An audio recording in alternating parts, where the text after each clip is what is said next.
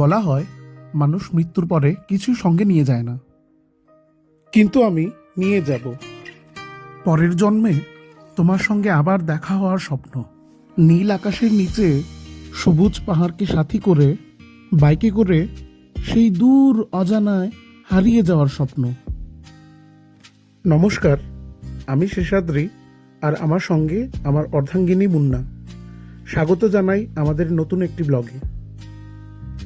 এই প্রথমবার আমরা একসাথে বেরিয়েছি লং রাইডে। জানা অজানার পথে নতুন স্বপ্ন আর সাহস নিয়ে শুরু করেছি আমাদের এই যাত্রা।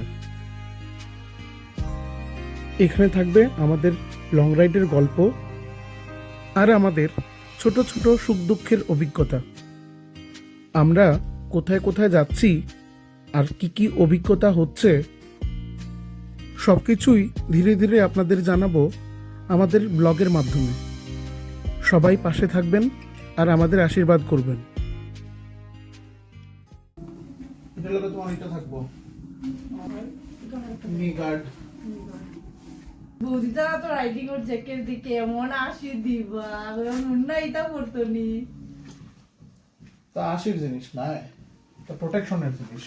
খালি মনে করে রাইডিং জ্যাকেট মানে জাস্ট খালি স্টাইলের লেখা, অ্যাকচুয়ালি স্টাইলের লেখা নয়। আমি এখানের মধ্যে আমারটা দেখাই, রাইনক্সের ইভো 3।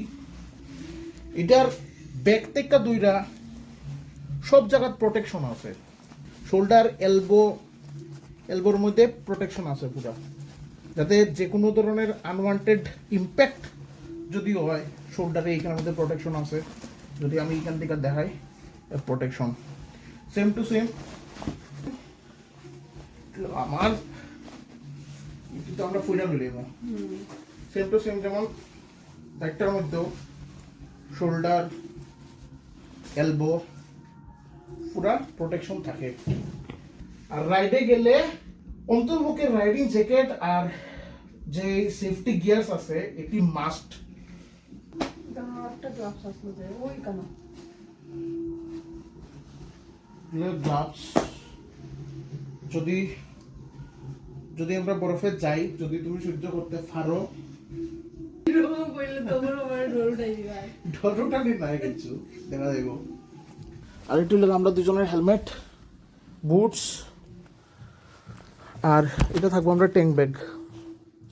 এটা আমার লগে অল ইন্ডিয়া রাইডেও আসলো, ডিএসএলআর অবভিয়াসলি, ড্রোন, আর সব এখানের মধ্যে ক্যামেরা গিয়ার্স।